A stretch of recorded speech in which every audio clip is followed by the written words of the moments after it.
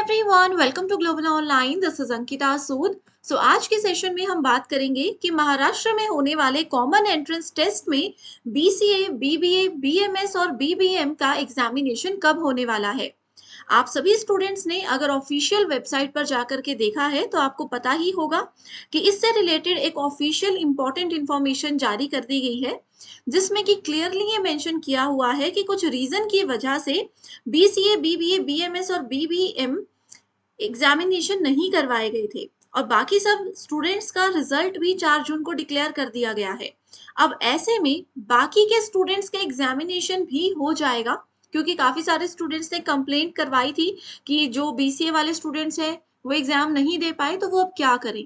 तो उनकी रिक्वेस्ट को ध्यान में रखते हुए इस एग्जामिनेशन को फिर से कंडक्ट करवाया जा रहा है, जिसमें कि आप लोग देख सकते हो क्लियरली इधर मेंशन किया हुआ है कि आप सभी स्टूडेंट्स का एग्जाम कंडक्ट करवाया जाएगा, जिसके लिए आपको इस ऑफिशियल वेबसाइट पर जा करके बार बार विजिट करना है। ये ऑफिशियल वेबसाइट है, यहाँ पर जैसे ये नोटिस अभी आपको दिख रहा है, इसी तरीके से नोटिस आप लोगों को अपडेट कर दिया जाएगा। दूसरी इंपॉर्टेंट चीज आपको ध्यान रखनी है कि एग्जाम कब तक होने का चांस है। तो अभी देखिए, जब ये वीडियो मैं आपके लिए लेकर आई हूँ तो 12 जून हो चुकी है। तो हम यही एक्सपेक्ट कर रहे हैं कि ये एग्जामिनेशन आप लोगों का जुलाई एंड तक जरूर कंडक्ट करवा दिया जाएगा। अब इतनी श्योरिटी के साथ आप सोच रहे होंगे मैं ये कैसे बोल रही हूँ।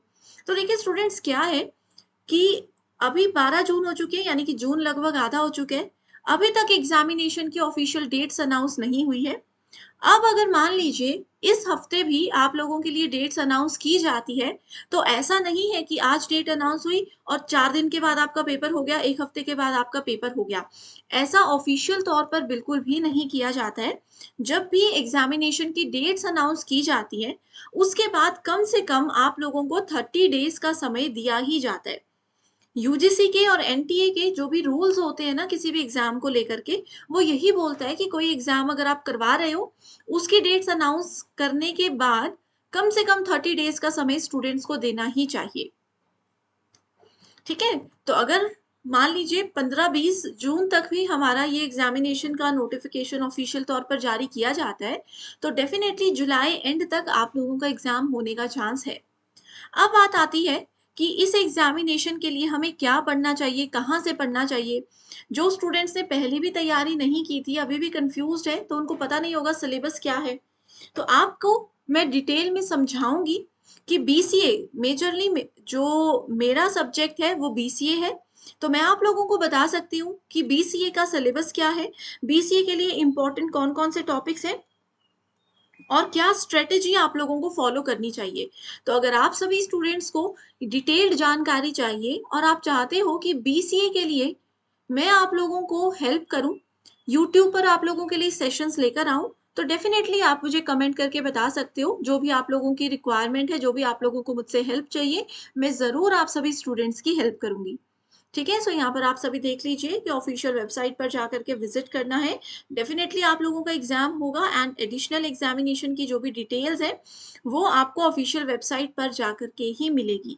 तो हमारे चैनल के माध्यम से सबसे पहले आप लोगों को पता चल जाएगा, नोटिफिकेशन मिल जाएगी। तो आप लोग बार बार ऑफिशियल वेबसाइट पर चाहे नहीं भी विजिट करें तो कोई परेशानी वाली बात नहीं है। तो चलिए फिर स्टूडेंट्स, इसी के साथ आज के इस मोस्ट इंपॉर्टेंट डिस्कशन को एंड करते हैं। एंड जैसा कि मैंने आपको बताया, कोई भी अगर आपको हेल्प चाहिए, गाइडेंस की ज़रूरत है, बीसीए एंट्रेंस एग्जाम के लिए अगर आपको कुछ भी हेल्प चाहिए, इंपॉर्टेंट टॉपिक्स की लिस्ट चाहिए, तो आप मुझे कमेंट करके बता दीजिए।